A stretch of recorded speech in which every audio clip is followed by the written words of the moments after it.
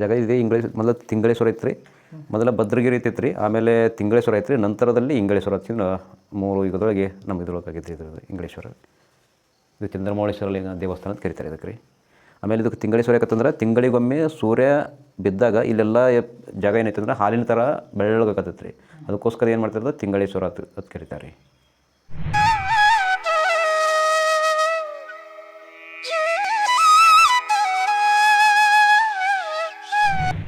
ಇದು ಇಂಗಳೇಶ್ವರದಲ್ಲಿ 1 ಕಿಲೋಮೀಟ್ರ್ ಅಂತರದಲ್ಲಿ ಇರುವಂತಹ ಒಂದು ರೇವಣಸಿದ್ದೇಶ್ವರ ಟ್ರಸ್ಟ್ ಅಡಿಯಲ್ಲಿ ಬರುವಂಥ ಒಂದು ಜಾಗ ಐತ್ರಿ ಇದು. ಇದು ಯಾಕಂದ್ರೆ ಇದು ಚಾಲುಕ್ಯರ ಕಾಲದಲ್ಲಿ ಬರುವಂಥ ದೇವಾಲಯಗಳು ಇರುವಂಥ ಜಾಗ ಇದು. ನಿಮ್ಗೆ ಕಾಣ್ತಿರ್ಬೋದು, ಇದು ಹನುಮಂತೇವ್ರ ಗುಡಿ.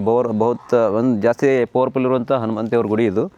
ಮತ್ತು 12 ಶಿವಲಿಂಗಗಳು ಇಲ್ಲಿ ನಾವು ಕಾಣ್ತೀವಿ. ಅಂದ್ರೆ ಜ್ಯೋತಿರ್ಲಿಂಗ ಏನು ಕಾನ್ಸೆಪ್ಟ್ ಕೊಡುತ್ತಲ್ಲ, ಆ ಕಾನ್ಸೆಪ್ಟ್ ಮುಖಾಂತರ ಇಲ್ಲಿ 12 ಶಿವಲಿಂಗಗಳು ನಿಮ್ಮ ಕಣ್ಣಿಗೆ ಕಾಣ್ಬೋದು. ಇಲ್ಲಿ ಎಲ್ಲದು ಶಿವಲಿಂಗ ನಿಮ್ಗೆ ಕಾಣ್ತಾವೆ ರೀ. ಇದು ಹನುಮಂತೇವ್ರ ಗುಡಿ.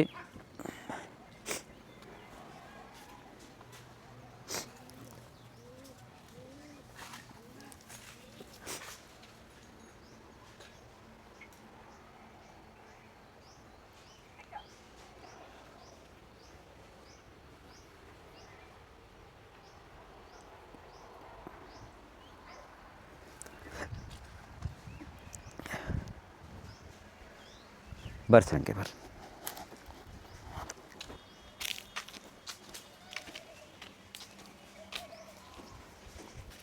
ನಿಮ್ಗೆ ಇಲ್ಲಿ ಕಾಣ್ತೈತ್ರಿ ಒಂದು ಕಲ್ಲಿನ ಗಂಟೆ ನಾವು ಇದು ಮಾಡ್ತೀವ್ರಿ. ಇದನ್ನಲ್ಲಿ ಒಂದು ಕಲ್ಲಿನ ಗಂಟೆ ಈ ಥರ ಇದು ಐತ್ರಿ ಇಲ್ಲಿ.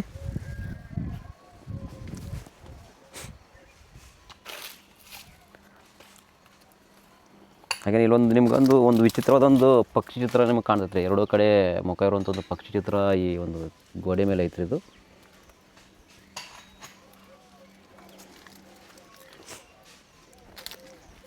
ಇದೊಂದು ದೊಡ್ಡದು ಆಲದ ಮರ ಐತ್ರಿ. ಕೆಲವೊಂದಿಷ್ಟು ಇಲ್ಲೊಂದೆರಡು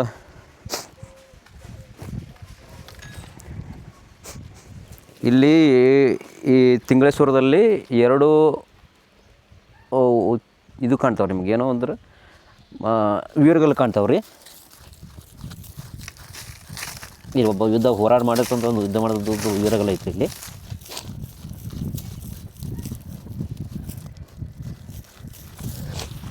ಇಲ್ಲೊಂದು ವೀರಗಲ್ ಐತ್ರಿ. ಅಲ್ಲಿ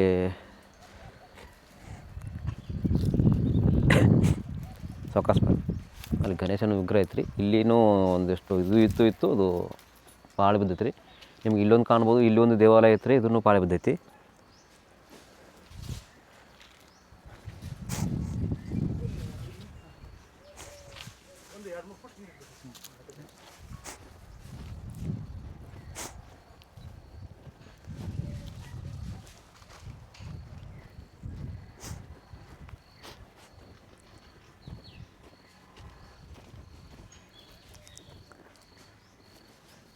ಇಲ್ಲಿ ನಿಮ್ಗೆ ಕಾಣ್ತೈತೆ ನೋಡ್ರಿ. ಇಲ್ಲಿ ಇದೊಂದು ವೀರಗಲ್ಲು.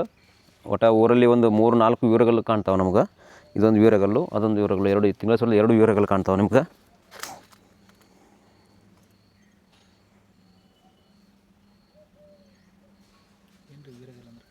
ವೀರಗಲ್ಲು ಅಂದ್ರೆ ಒಬ್ಬ ರಾಜರು ರಾಜ್ಯಕ್ಕೋಸ್ಕರ ಪ್ರಾಣ ಮತ್ತು ಬಲಿದಾನ ಮಾಡೋ ಸಲುವಾಗಿ ಅವ್ರ ನೆನಪಿಗೋಸ್ಕರ ಕೆತ್ತುವಂಥ ಕಲ್ಲು ಇದು ವೀರಗಲ್ಲು.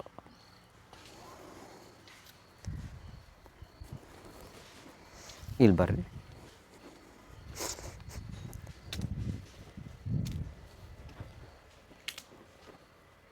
ಇಂಗಳೇಶ್ವರದಲ್ಲಿ ಸುಮಾರು 12 ದೇವಾಲಯಗಳು, ಹಳೆ ದೇವಾಲಯಗಳಲ್ಲಿ ಯಾವುದೇ ದೇವಾಲಯಕ್ಕೂ ಶಿಖರಗಳಿಲ್ಲ. ಆದರೆ ಈ ತಿಂಗಳೇಶ್ವರದಲ್ಲಿರುವ ಚಂದ್ರಮೌಳೇಶ್ವರ ದೇವಾಲಯ ಐತಾರೆ. ಇದಕ್ಕೆ ಈ ದೇವಾಲಯಕ್ಕೆ ಮಾತ್ರ ನಮ್ಗೆ ಶಿಖರ ಕಾಣ್ತೈತೆ ರೀ. ಮತ್ತು ಯಾವುದೇ ಹಳೆ ದೇವಾಲಯಗಳಲ್ಲಿ ಯಾವುದೂ ಶಿಖರ ಇಲ್ಲ. ಇದು ಸಹ ತ್ರಿಕೂಟೇಶ್ವರ ದೇವಾಲಯ ಅಂತ ನಾವು ಕರಿತೇವೆ. ಇಲ್ಲಿ ನೀವು ನೋಡ್ಬೋದು, ಇಲ್ಲಿ ಶಿವಲಿಂಗ ಕಾಣತ್ತೆ ರೀ. ಇದು ಸಹ ಇಲ್ಲಿ ಶಿವಲಿಂಗ ಐತ್ರಿ ಒಳಗೆ, ತ್ರಿಕೂಟೇಶ್ವರ ದೇವಾಲಯದೊಳಗೆ ಶಿವಲಿಂಗ.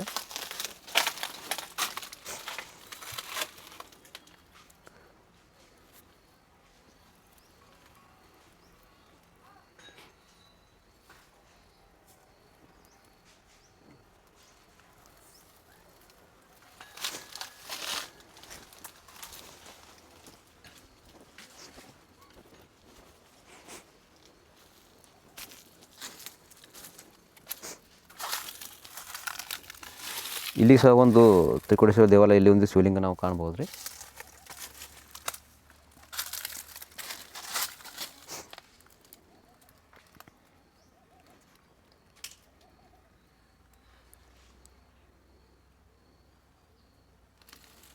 ಇಲ್ಲಿ ನಿಮಗೆ ಚಾಲುಕ್ಯರ ಕಾಲದ ಅಂತ ಅಲ್ಲಿ ಗಜಲಕ್ಷ್ಮಿ ಫೋಟೋ ವಿಗ್ರಹ ಸಹ ನೀವು ನೋಡ್ಬೋದು.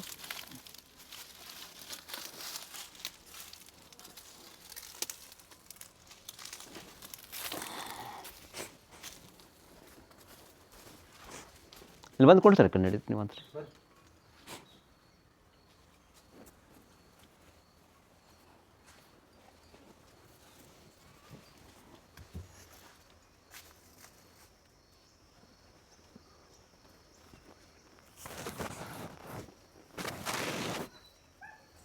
ಸಾವಕಾಶ.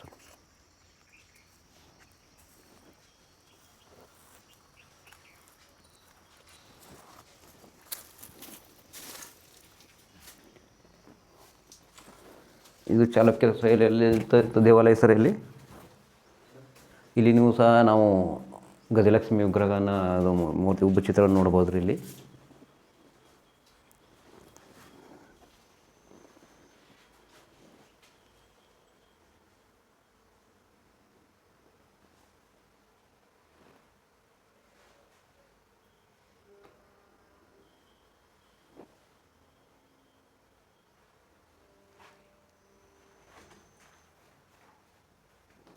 ಇಲ್ಲಿ ಒಳಗೆ ಶಿವಲಿಂಗ ಇದೆ ರೀ.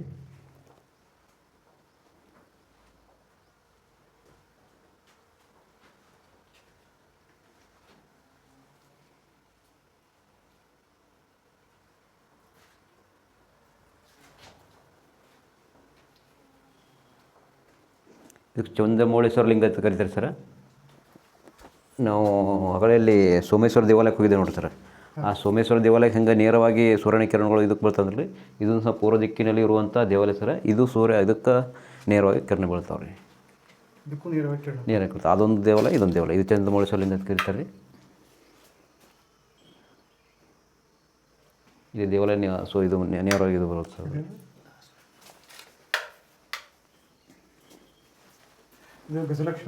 ಹಾಂ, ಗಜಲಕ್ಷ್ಮಿ ಸರ್. ಇಲ್ಲಿ ರೀ. ಹಾಂ,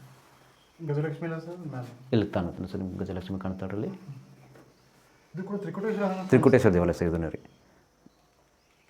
ಇದು ಸೂರ್ಯನ ಕಿರಣಗಳು ನೇರವಾಗಿ ಇದಕ್ಕೆ ಉಗಾದಿ ದಿವಸ ಇದಕ್ಕೆ ನೇರವಾಗಿ ಬೀಳ್ತವೆ ಸರ್ ಇಲ್ಲಿ ರೀ.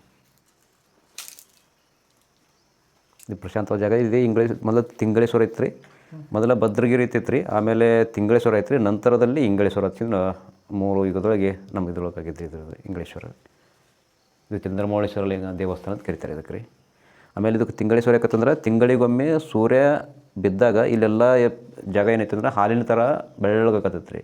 ಅದಕ್ಕೋಸ್ಕರ ಏನು ಮಾಡ್ತಾರೆ, ತಿಂಗಳೇಶ್ವರ ಅಂತ ಕರೀತಾರೆ ರೀ. ಹಾಲು ಚೆಲ್ದಂಗೆ ಇರ್ತೈತೆ ರೀ ಈ ಪರಿಸರ ಸರ್. ಇಲ್ರಿ ಇವಾಗ ಬೆಳದಿಂಗಳು ಹುಣ್ಣಿಮೆ ಒಳಗೆ ರೀ ಅಕ್ಕನಾಗಮ್ಮ, ಚನ್ನಬಸವಣ್ಣ, ಬಸವಣ್ಣವ್ರು ಇಲ್ಲೆಲ್ಲ ಒಂದು ಆಡಿ ಬೆಳೆದಂಥ ಜಾಗ ಸರ್ ಇದು ರೀ. ಹಾಂ, ಬಸವಣ್ಣವ್ರು ಇಲ್ಲೆಲ್ಲ ಆಡಿ ಬೆಳೆದ ಜಾಗ ರೀ. ಇದು ತಿಂಗಳೇಶ್ವರ ಅಂತ ಕರಿತಾರೆ ಸರ್. ಯಾವ ರೀ? ಅಲ್ಲಿ ಅದು ಬಾವಿ ಸರ್ ಅಲ್ರಿ. ಇಲ್ಲೆಲ್ಲ ಬಿದ್ದು ಕಲ್ಲುಗಳನ್ನು ಅಲ್ಲಿ ಇದು ಮಾಡ್ಯಾರ, ಬಾವಿ ಸರ್ ಅದು ರೀ.